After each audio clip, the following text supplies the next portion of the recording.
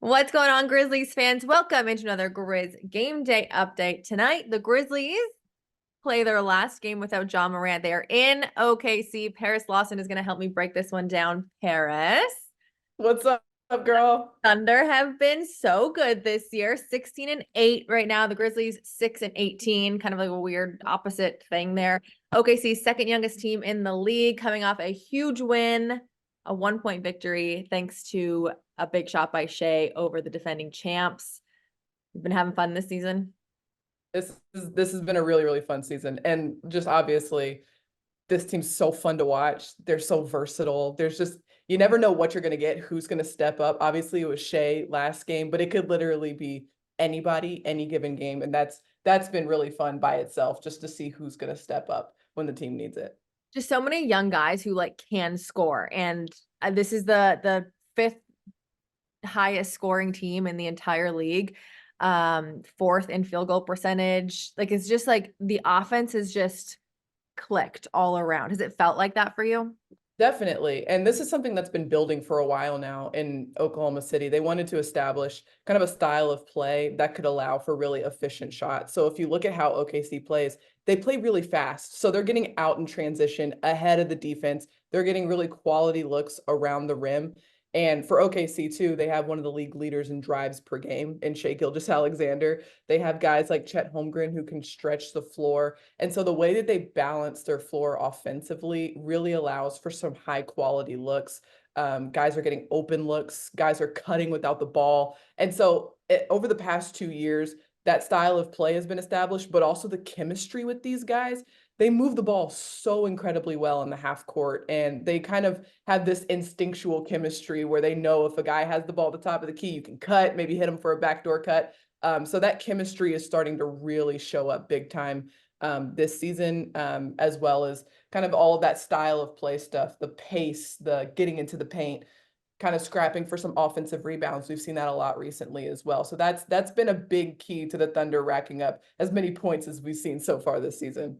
Those two style of play categories that you brought up, both points in the paint and fast break points, it's a huge advantage over Memphis. The OKC Thunder 8th in the league in both those categories. The Grizzlies 26 in both those categories. Is that where you see them taking the most advantage in? You know, it's interesting because if you look at how the Grizzlies defend, one of their biggest strengths is limiting opponents' points in the paint. But that's also one of the Thunder's biggest strengths. So I actually see that being a really interesting matchup tonight is how OKC is able to generate consistent points and looks in the paint with, obviously a guy like Jaren Jackson Jr. protecting the rim and the Grizzlies defense and their ability to kind of limit those opportunities throughout a game. So that's a dynamic that I've got my eye on throughout this game tonight in particular, just because that's such a big strength of the Thunders. Yes. Let's go Jaren Jackson Jr. then. Right now he's averaging 31.5 in the last 6 games. Chet, on the other hand, like okay, I know he's a rookie. He's been playing so good. He's averaging 8 rebounds, like almost 4 blocks per game. When you think about that matchup, the two giants in the center, what excites you the most about seeing them go head to head for the first time?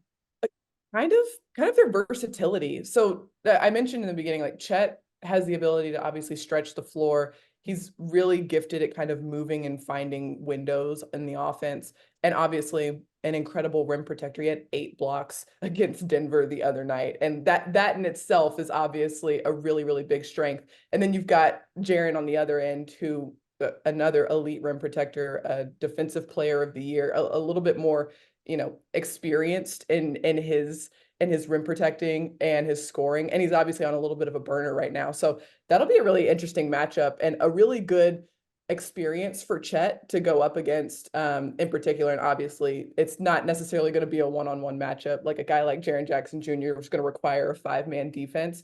But that'll be really interesting because that's kind of a different dynamic for Chet and really all these guys to go up against this season, because Jaren's been playing incredibly well as of late, as you mentioned.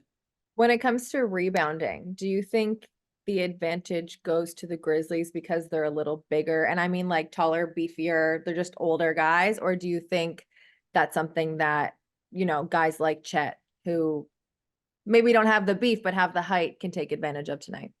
It reminds me of something that Coach Dagnall always, like, he always says this. He says there's a difference between strength and physicality. Strength is something that you just like innately have, right? It's something that you work on, you bench press, you get stronger. Physicality is a mental thing. That's a choice. That's something that you can choose to have whether or not, you want to.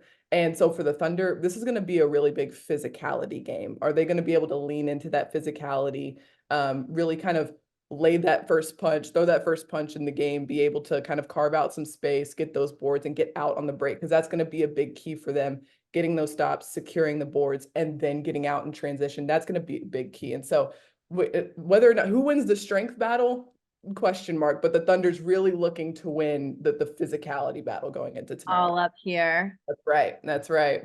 Okay. Usually I go with a stat, but because Paris, it's the first time that we're gonna play OKC tonight, let's do matchup. Okay. Who is the most exciting matchup? Like, who are you most excited to see play today? The one that I had circled in my game prep was the Desmond Bane Lou Dort matchup.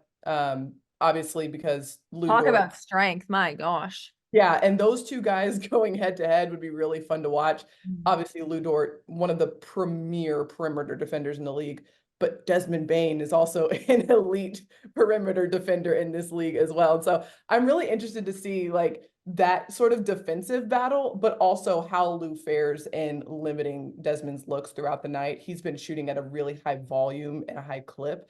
And I think that'll be a really interesting matchup, just one to keep my eye on throughout the night, because obviously they're both good defenders too. So I just find that so interesting to see like two really good defenders go head to head.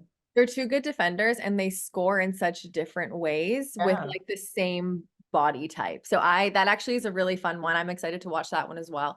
Just one more note before we go. Bismack Biyombo is questionable for today. I didn't like mention it for Grizzlies fans. So we may have a lot of Santi Aldama minutes. You may have Yep. a lot of mixing of rosters, but like I said, this is the last one before Ja comes back. So we're hoping to come in OKC and get a win before he comes back. Obviously, you guys are hoping to get a win of your own and take it to 17 wins on the season. Paris, for the first time of 3 matchups this season, I appreciate you coming on and breaking this one down. Oh, thank you so much for having me, Kelcey. We gotta do this again.